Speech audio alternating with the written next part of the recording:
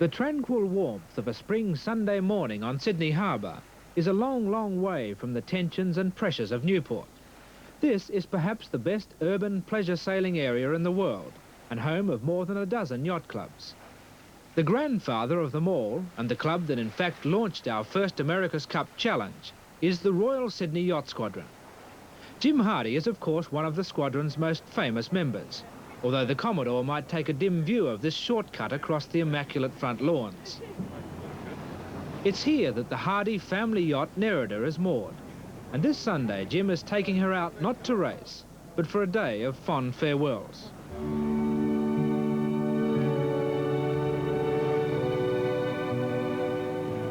Like most things associated with the Hardy family, Nerida is steeped in history and tradition. Commissioned by Jim's father, she was built at Port Adelaide around blue gum frames hewn from trees specially felled at the Tintara vineyards. At the launching in 1933, Eileen Hardy joked that it was not every day a wife had the chance to smash a bottle of champagne over the nose of her worst enemy. Nerida soon sailed herself straight into the hearts of the Hardy family. But after their father's sudden death, they were forced to sell the yacht. With a more modern rig, she won the 1950 Sydney to Hobart race and then retired to Melbourne. 20 years later, Jim discovered a neglected Nerida in Sydney. She was rechristened at the Yacht Squadron and pressed into service as a floating sales promotion platform for the company. Up at Brisbane, he was the one that had to go over the side and put the rubber band on. I couldn't find it. Today, Jim is on the harbour to watch the start of the Sydney to Suva yacht race. It will be an emotional send-off. Hardy's eldest son, David, is crewing on one of the competing boats and will be away for months. As well, it'll be Jim's last look at his old ocean racer, Nyamba. She'll be continuing on to California to be sold. You take care of my house, please.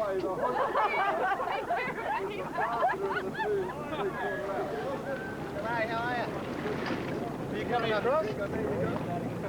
Before lining up for their 2,000-mile slog to Fiji, the yachts cruise by in a kind of informal procession to pay their respects to Jim and his wife Anne, who's often with him on these more social sailing outings. Right, Jim. Hello, yay! On deck, in a pink t-shirt, young David Hardy gets a send-off from his family and friends. And for a change, it's Jim doing the waving goodbye. Then, at 12 noon precisely, the race is underway.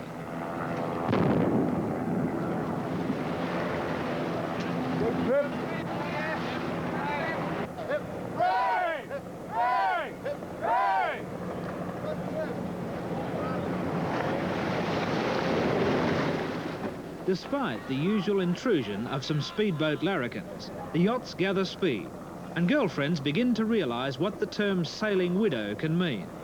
But for Jim Hardy, it's a moment to savour with pride. Yes, it is. My son going away for 5.5 months, all the way across the Pacific to Suva first of all, and then through Samoa, Christmas Island or Fanning Island, the Gilbertese group, and then onto the Clipper Cup Series in Hawaii, and returning home through Tahiti, so he won't be back until about November. First long ocean passage for him, isn't it? Yes. Blues on level. Look at Trim. 6 foot folds. What about Nyamba? Mixed feelings? Yes, it is. I told them this morning that if they're really in trouble, there's an 1890 Sovereign under the step of the mast. And they said, well, I hope they don't have to get it. So this is the last time she'll be out Sydney Heads? Yes. Yes, it's been a wonderful yacht. It's a little bit too heavy and not as fast as present designs, but she got me to the Admiral's Cup in my own yacht. It was a beautiful experience.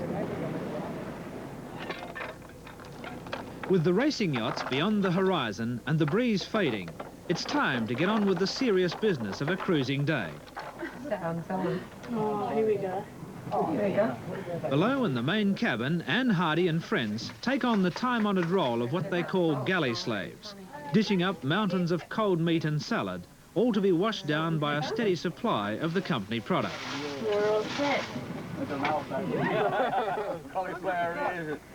It's a sunny, idyllic afternoon. But despite the smiles and the easy banter, not all of Jim's life has been so pleasant.